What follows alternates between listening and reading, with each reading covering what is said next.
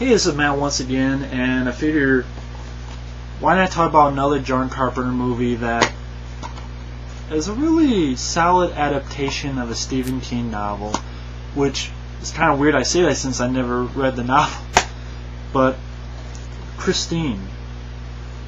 Now, I know the idea to a lot of people about a killer car is silly, stupid, or even ridiculously dumb, idiotic, and pointless. But I've always enjoyed the idea. I mean, granted, I saw Maximum Overdrive first, and I always love Maximum Overdrive. It'll be my favorite.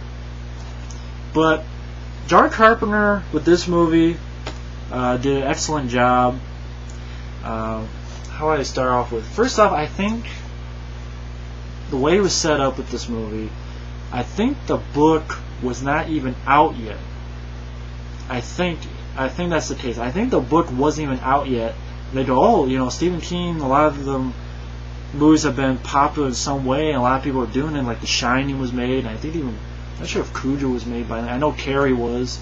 Carrie, The Shining, oh, let's do this. I believe so. Don't count me on it. Don't quote me on it.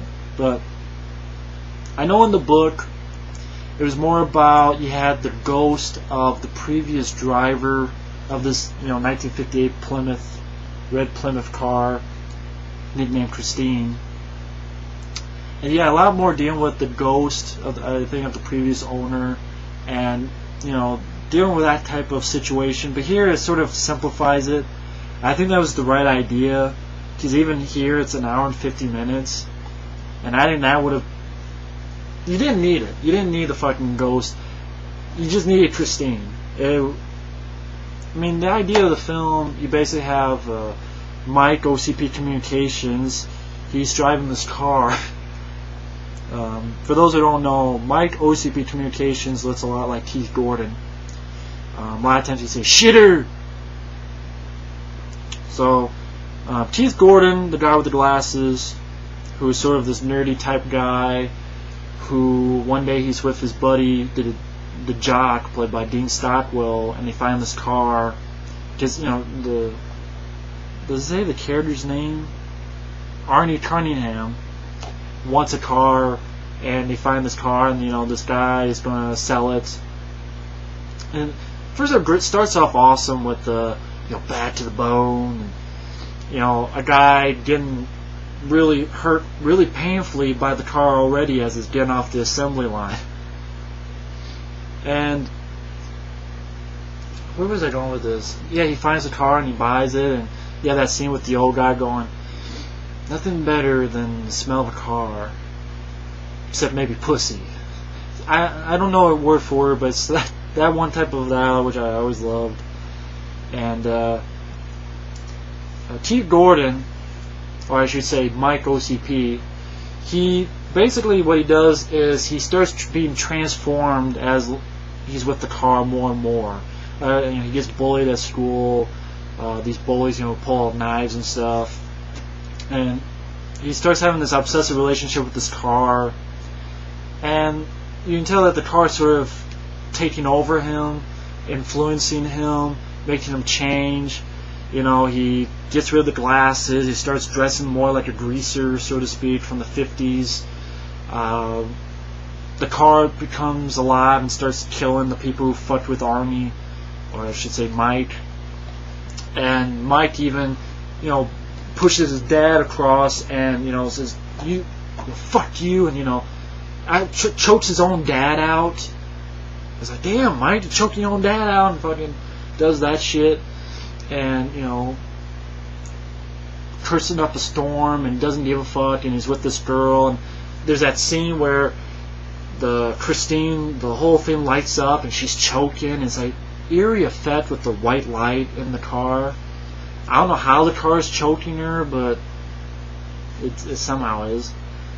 An interesting idea, I don't know if this was in the novel, but Mike's car, when it kills people, it'll do anything. It'll be on fire, it'll go in this little thing, and the car will keep going and crunch itself and keep going to squish this guy.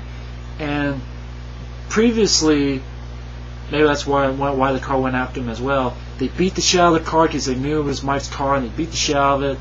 And Mike goes up and goes, "Okay, show me." And the car reconstructs itself, and they did it practical.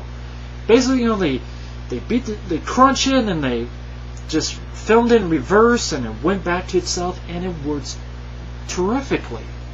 It works well, and it's like, holy shit, this is a car that you can't fucking get rid of. How the fuck do you stop something that will not die? Can it die? Does it have a fucking soul to die? And I like that idea of a car that, great little bits of action scenes when stalking the people who fucked with Arnie and fucked with her, or, fucked with Mike and fucked with her, Christine. And then basically just to the end where Dean Stockwell and, the girl has to sort of face Mike and Christine. And you have this little role by Harry Dean Stanton, sort of a little investigator. And there's a point where Dean Stockwell's character gets hurt and he's in the hospital and realizes more and more that Mike's changing. And then just to the end where, how do you fight Christine? Get something bigger and crush the shit out of it. And before Mike gets killed, he gets going after it and gets thrown. And I know one of the things people think is, okay, when the car's killing people, the windows are sort of tinted, you can't see in them. Was Mike always behind the wheel of the car? Or was Mike, I don't know, was he not in the car the whole time? You don't really quite know. But then Mike dies and touches the car as if caressing almost like a sexual matter. And basically they crunch into a cube, but then you see a little bit move and it's still alive. But this movie is not one of my favorite John Carpenter movies. I'll say the good points. Mike. People are probably wondering, why the fuck do you keep saying Mike? Well, for those who don't know, I already mentioned before, but for new people, I have a good friend of mine, one of my best friends, Mike, also known as OCPcommunications. He has glasses, and Effrey, another good friend of mine, Sierra 12 Serious State, always called him Arnie Cunningham. So you look like the guy from Christine, and always tries to get Mike to say shitter. And that's why I keep saying Mike. I know his character's name is Arnie Cunningham, and I know the guy's name is Keith Gordon. I know, oh, you just looked it up. Yeah, I did, because I forgot for a second, so I lied. And what I like about it is, of course, when they use the car, great way it reconstructs itself. I like I think Keith Gordon did a great job. I keep forgetting his fucking name, I don't know why. Because I kept thinking Mike. Keith Gordon does a great job acting-wise in his transformation from nerd to this basically asshole, almost psychopath. The way the car it reconstructs and when it chases the people, I do like this film. It's a capable direction by John Carpenter. The guy knows how to do music. Once again, the guy knows how to do atmosphere. The camera, the way he moves the camera, and the way